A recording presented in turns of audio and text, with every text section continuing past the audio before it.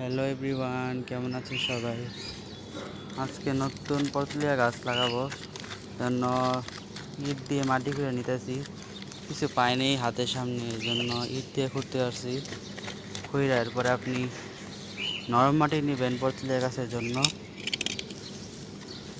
নরম মাটি নিয়ে এরপরে যাইবেন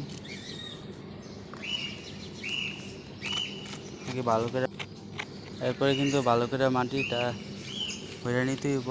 গাছ দিয়া মাটি দিয়ে ভালো করে টপটা ভরে নিতে হইব। এরপর তুলে গাছ আপনি যে ডালগুলো বেশি সুন্দর, এই ডালগুলো ফুলওয়ালা, এগুলো নিবেন, তাহলে তাড়াতাড়ি ফুল ফুটবে। ভালো বেশি ডাইল নিয়ে নেবেন, অনেকগুলো ডাইল নেবেন, তাহলে তাড়াতাড়ি গাছ বড় হয়ে যাবে। এই তো গাছ ডাইল করলাম, লাগাই দিলাম সবগুলো গাছ। তাই আজকের মতো টাটা, বাই বাই বন্ধুরা, সবাইকে বিদায়।